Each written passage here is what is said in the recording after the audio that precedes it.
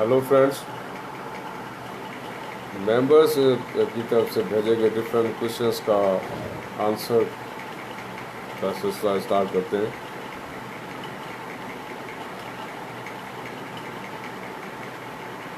एक मेंबर का सवाल है कि अगर सेल एग्रीमेंट दो पार्टीज़ के दरमियान हो और एक पार्टी जो है उस एग्रीमेंट से भाग रही हो या उस पर अमल करने से अवॉइड कर रही हो, तो उस सूरत में क्या कानूनी रास्ता अख्तियार किया जा सकता है। तो ऐसी सूरत में कानूनी रास्ता ये है कि सिविल सूट फाइल किया जा सकता है, जिसको हम कहते हैं सूट फॉर स्पेसिफिक परफॉर्मेंस।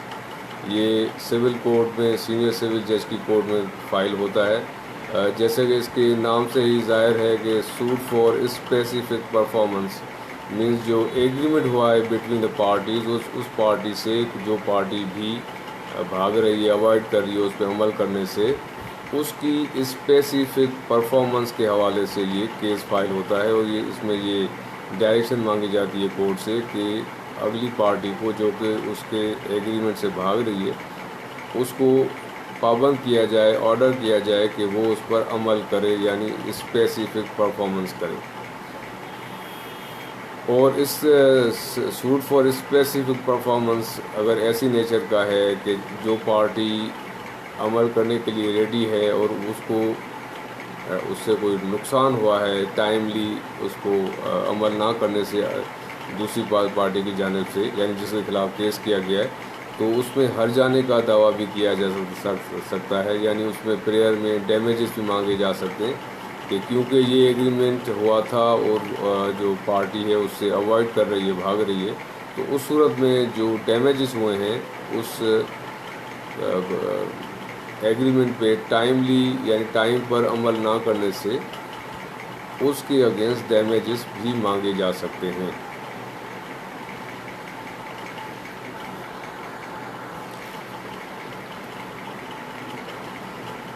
अगला जो क्वेश्चन मैंने नोट किया है वो है एक मेंबर की तरफ से, जिसमें उन्होंने पूछा है कि what is the difference between, यानी क्रिमिनल केसेस के हवाले से सवाल है कि what's the main difference between inquiry and investigation.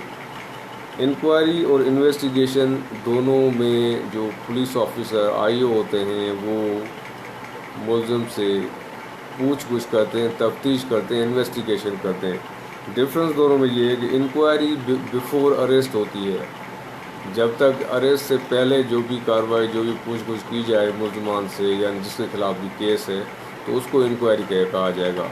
But investigation after arrest होती है। Once person is arrested, arrest की सूरत में फिर वो इन्वेस्टिगेशन होती है। तो the main difference between the two, यानी इंक्वायरी और इन्वेस्टिगेशन में जो मेन डिफरेंस है वो अरेस्ट का है।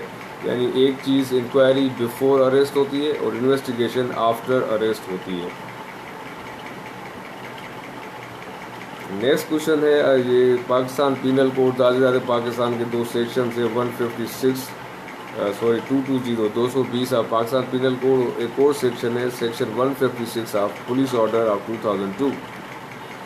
ये दोनों सेक्शंस प्रोवाइड करते हैं वो प्रोसीजर के जहाँ पे हालत सिचुएशन ये हो कि कोई पुलिस ऑफिसर अपनी पावर की मिसयूज़ करते हुए बेगुनाह लोगों को बिला वजह तंग करे, परेशान करे, अपनी पावर का, अपनी वर्दी का गलत फ़ायदा उठाए, चाहे वो फिर रिश्वत मांगने के हवाले से कर रहा हो या कोई दुश्मनी निकालने के हवाले से।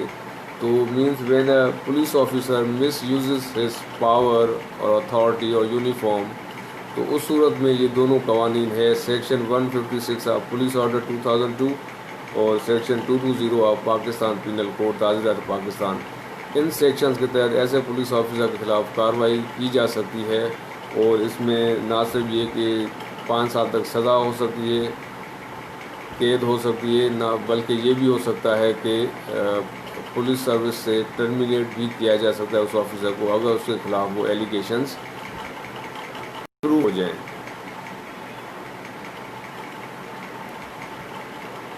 अगला सवाल है about arrest of a person and entry in रोज़नामचा। देखें, रोज़नामचा एक daily diary of the police station है, यानी पुलिस स्टेशन में जो भी छोटे से छोटी कार्रवाई या बड़े से बड़ी कार्रवाई होती है, या एक पुलिस ऑफिसर जो है کس وقت تھانے سے گیا، کس کام کے لیے گیا، یعنی جو کرمنل کیسز کے حوالے سے اس کی انٹری ہوتی ہے. کہیں ریڈ کرنی ہے تو اس ریڈ کی بھی پہلے روزنامچہ میں انٹری لازمی کرانی ہوتی ہے کہ ہم ریڈ پہ جا رہے ہیں، اتنے پولیس والے، اتنی پولیس پارٹی ہے. تو اسی طرح سے تھانے کے اندر چھوٹی سے چھوٹی بات بھی اس روزنامچہ کے اندر انٹری ہوتی ہے. اب coming back to the question, سوال یہ تھا کہ اگر کسی شخص کا اریسٹ ہو جائے، if some one is arrested, اور اس کو جیسے ہی تھانے لایا جائے گا تو سب سے پہلے اس کی روزنامچہ میں انٹری کی جائے گی. اس انٹری میں سمپلی یہ لکھا جائے گا فلاں شخص ہے، اس کو فلاں کیس کے اندر یا فلاں شکایت کے اندر ہم اریسٹ کر کے لائے ہیں اور یہ پولیس پارٹی گئی تھی. تو اس کے بعد ہی اس کو لاک اپ کیا جا سکتا ہے. Without entering making entry in روزنامچہ اگر کسی کو لاک اپ کر دیتے ہیں تو وہ ایلیگل ہے. فرض کریں ایسے شخص کو لاک اپ میں کوئی ایسا شخص موجود ہے جس کی رجسٹر میں انٹری نہیں ہے، اور اس وقت تھانے پہ کسی میجسٹریٹ کا، کسی ہائی پولیس آفیشل کا چھاپا پڑ جاتا ہے اور ایسا شخص لاک اپ سے برآمد ہو جاتا ہے جس کی رجسٹر میں انٹری نہیں ہے، تو وہ ایک کرائم آفینس ہے اور اس پولیس آفیسر کے خلاف سخت کارروائی کی جا سکتی ہے. تو یہ تھا جو question about arrest and entry in روزنامچہ.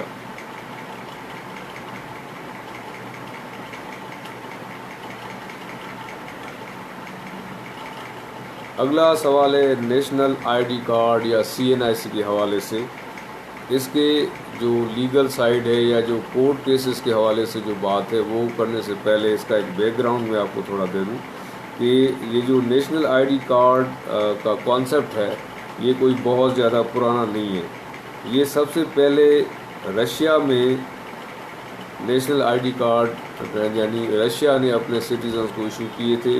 اس کے بعد پاکستان بننے کے بعد PM جب لیاقت علی خان پرائم منسٹر تھے تو اس وقت انہوں نے پرسنل آئیڈینٹیفیکیشن سسٹم کے نام سے ایک پروسیس اسٹارٹ کیا جس کے تحت all citizens of the country were to be registered. ان کا ایک ڈیٹا بیس بنانا تھا، مگر CNICs اس وقت بھی ایشو نہیں ہوتے تھے. وہ ایک ڈیٹا بیس ضرور بنتا تھا لیکن CNICs یا NICs national I D card اس وقت تک ایشو نہیں ہوئے تھے. آفٹر ورڈس ارلی 1970s میں 70 کی دہائی کے شروع میں NIC لانچ ہوا اور یعنی لوگوں کو NIC دینا اسٹارٹ کیا گیا. جو کہتے ہیں کہ پاکستان پیپلز پارٹی کا یہ ایک بڑا کام ہے کہ when prime minister Zulfikar Ali Bhutto was in charge, تو ایز اے پرائم منسٹر ان کے دور میں بڑے کام ہوئے جیسے آئین پاکستان بنا. تو اسی طرح سے جو NIC ہے نیشنل آئی ڈی کارڈ بھی اسی زمانے میں for the very first time ہمارے ملک میں بننا اسٹارٹ ہوا. اور اس کے ساتھ ساتھ پھر ایک بائیو میٹرک سسٹم انیشیٹ کیا گیا 1996 میں، یعنی یہ کافی 20 سال کے بعد کا یہ معاملہ ہے. بائیو میٹرک سسٹم ہم دیکھتے ہیں کہ آج جو بائیو میٹرک سسٹم کی اتنی بڑی امپورٹنس اور اتنا یوز ہے کہ آپ کے تھمب امپریشن سے سارا ریکارڈ آ جاتا ہے، تو biometric has become a very common thing today. تو یہ انیشیلی اسٹارٹ ہوا تھا 1996 میں، اور آفٹر ورڈس یہ 1998 میں نادرا نام کا ادارہ بنا کے ایک پورا کمپیوٹرائز سسٹم پہ کام اسٹارٹ کیا گیا. 98 میں نادرا کا ادارہ بنایا گیا تھا لیکن کمپیوٹرائز CNIC اس وقت بھی بننا اسٹارٹ نہیں ہوئے تھے. اس وقت بھی نیشنل آئی ڈی کارڈس یہ سب چل رہے تھے. یہ 1 جنوری 2004 میں سب سے پہلے کمپیوٹرائز CNIC جو ہے ایشو کیے گئے پاکستانیوں کو، اور 1 جنوری 2004 کو جو پہلے manual old national I D card تھے وہ سارے کینسل کر گئے اور سارے پاکستانیوں کے لیے یہ لازمی قرار دیا گیا کہ every citizen of the country would get computerised CNIC، کیونکہ پرانے سارے CNICs کینسل کر دیے گئے تھے. یہ 2004 آنورڈس یہ CNICs ملنا اسٹارٹ ہو گئے ہیں. Now this is the background of the national I D card and CNIC. اب آتے ہیں جو آج کل کیسز کی ضرورت پڑ جاتی ہے CNIC کے حوالے سے. CNIC کے اندر ایک سب سے پہلے تو 13 ڈیجٹ کا CNIC نمبر ہوتا ہے، اور اس کے اندر 10 قسم کی ڈفرینٹ انفارمیشنس مینشنڈ ہے CNIC کے اندر. نام، father's name, date of birth, address, identification mark etcetera and etcetera. یہ سارے ملا کے 10 انفارمیشنس ہیں جو اس پر مینشن ہوتی ہیں NIC پہ.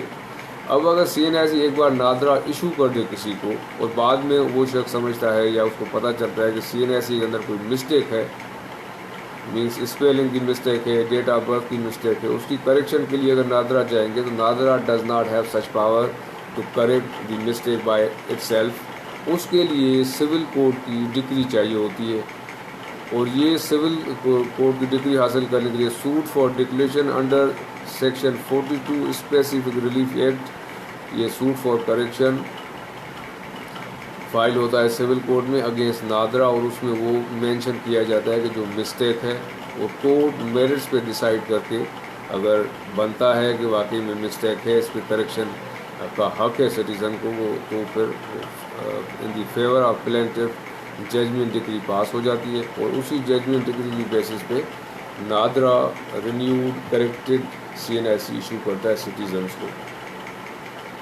Thank you.